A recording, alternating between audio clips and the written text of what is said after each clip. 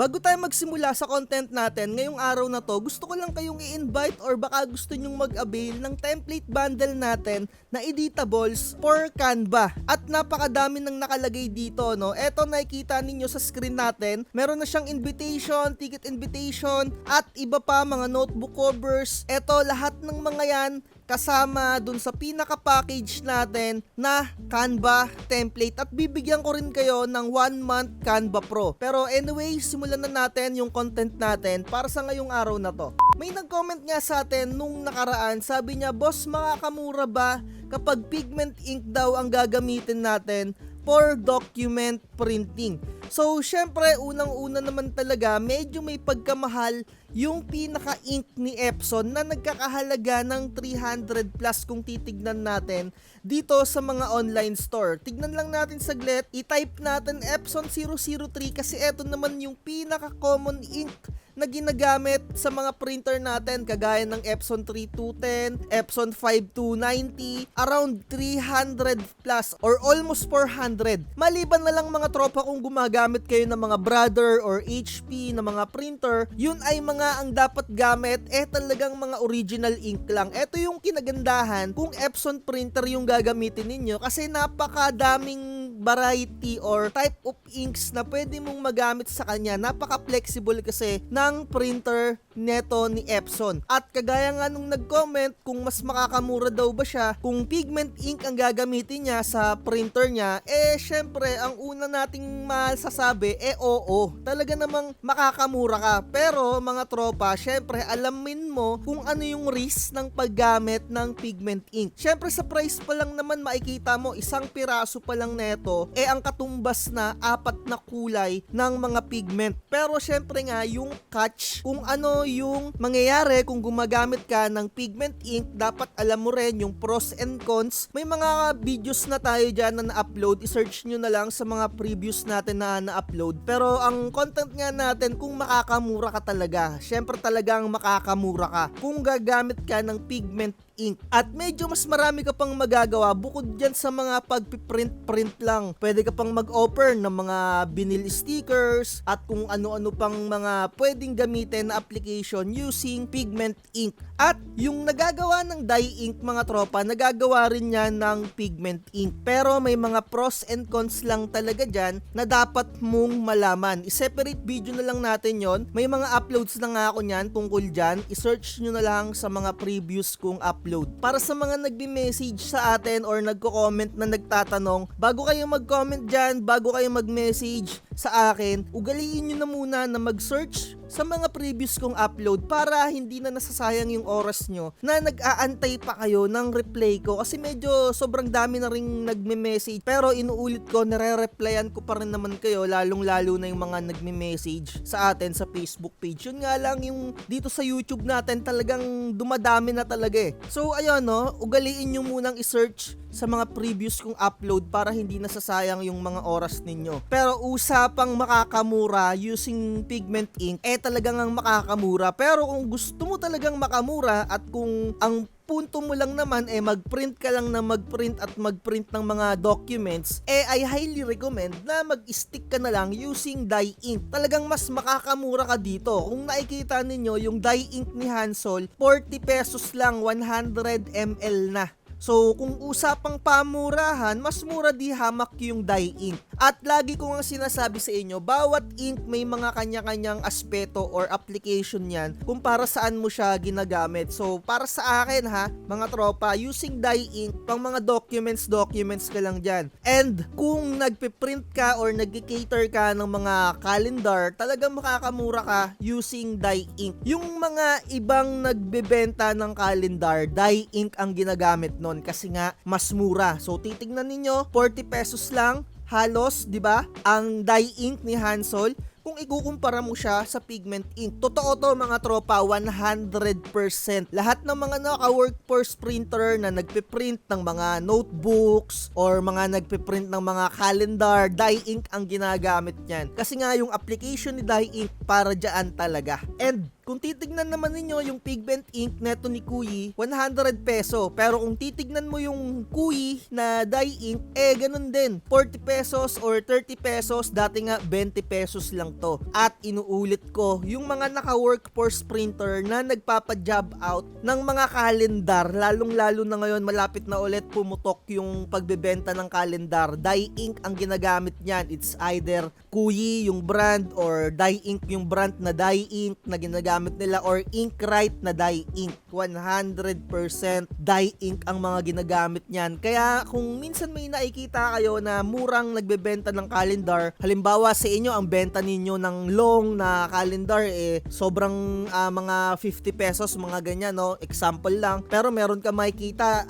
nag-o-offer sila 25 pesos lang or minsan mga A4 size 12 pesos lang, 15 pesos lang, mga ganyan. Kasi nga mas makakamura kayo kung dye ink talaga, na which is ayan talaga yung ginagamit ng mga naka-workforce printer na rat-ratan yung gamit. So halimbawa nagki-cater ka or nagbebenta ka ng notebooks. So napakatagal i-print din yan, mga tropa, kung gumagamit ka ng mga normal lang na printer. Kaya naman yung mga ibang tropa natin, nagpapa-job out sila nung mga guhit-guhit sa workforce printer nila yon, pinapaprint. May mga negosyante, napakaraming workforce, kung hindi ako nagkakamali, parang around Santa Rosa, Laguna ata yon. Dati kasi nagpapa-job out ako ng ganyan nung napakadami ko ring orders ng calendar. Kaya nung dumadating na lang sa akin, ako na lang yung nag-i-install nung pinaka-metal kasi nagpapa-job out ako niyan dun sa around Santa Rosa na yan. Napakadami niyang printer,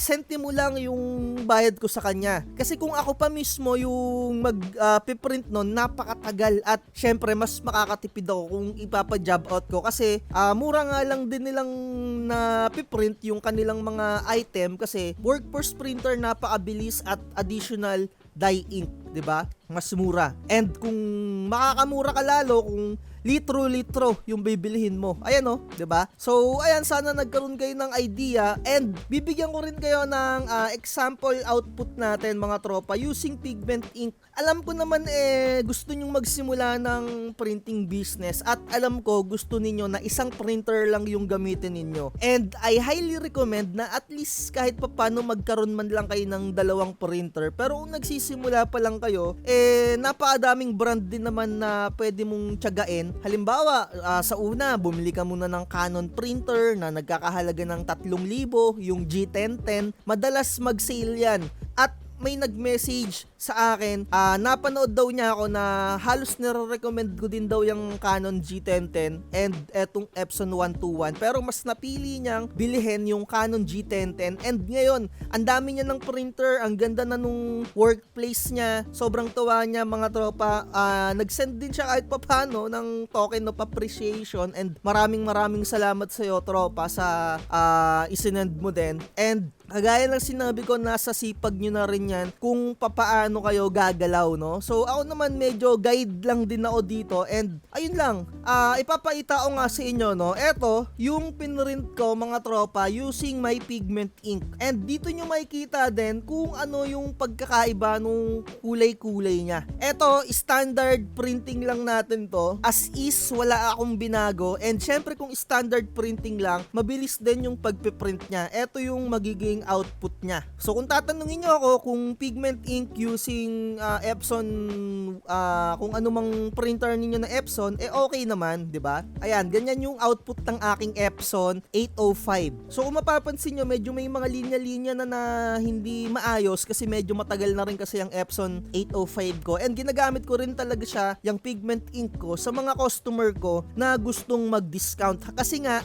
ang singil ko dito, 5 piso ang print ko ng black lang. Pero kung minsan gusto nilang tumawad, sa pigment ink ko talaga siya piniprint para kahit papano makamura ako at syempre maka-discount din, na kaya kong bigyan ng discount yung customer ko. So kung nakikita ninyo, etong dalawang to, eto medyo may pagkaitim talaga siya, na maayos na pagkaitim. Eto yung printer ko naman ng Epson 5290 using dye ink original. So pansin na pansin ninyo, hindi ko alam kung mapapansin ninyo pero ako, eto kitang-kita ko na medyo mas maitim talaga etong kulay nito kung ikukumpara ko dito. As in standard printing lang to, plain paper lang. In-scan ko na lang siya para hindi na tayo magdalawang camera, para hindi na nakakatamad i-edit. Eto nga pala yung pinrint ko niyan mga tropa, eto.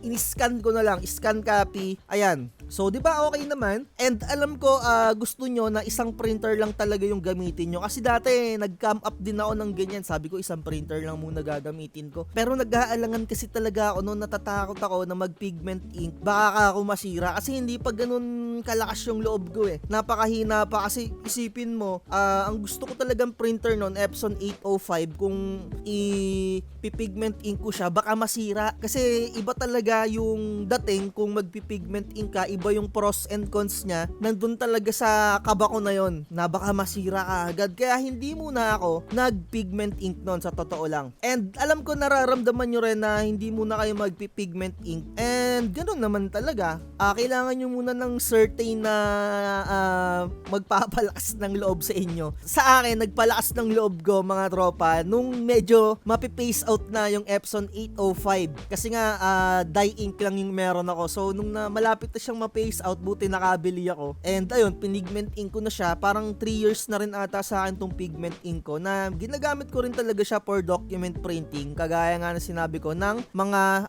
gustong mag-discount sa akin, dito ko siya piniprint. Pero yung mga nagbabayad ng sapat, nagbabayad ng 5 peso na print ng black and white, dito ko siya piniprint naman sa original ink na talaga namang pulidong pulido. Ayan. Pero etong pigment ink natin, usually ginagamit ko siya for sticker printing at sa mga photo printing. Ayan. And etong dye ink naman, ginagamit ko rin siya syempre sa mga photo printing. Parehas lang din sila. Yun nga lang, syempre mas makakamura ka naman talaga ng dihamak using pigment ink. Pero kung puro document printing ka lang, talagang makakamura ka kung alternative dye ink yung gagamitin nyo. Nakita nyo naman, di ba? Doon sa kinumpare natin, doon sa una. Pero minsan, ang ginagawa ko, tinotodo ko yung negative brightness niya para kahit papano, umitim or dumilim pa ng kokonte yung kanyang mga text. So, eto, kung mapapansin nyo, halos hindi rin naman masyado kumaagat yung pagkaitim niya. Ayun lang kasi talaga, no, yung pigment ink kasi na kulay black, hindi siya ganun sing itim ng pinaka-original. So, kung tatanungin nyo ako kung paano ginagawa yon, pag magpiprint kayo mga tropa, pipindutin nyo yung properties. Ayan o, ganyan lang yung setup ko talaga sa mga customer ko na mga makukulit na gustong humingi ng discount. Pero syempre kung marami, why not, diba? Kaya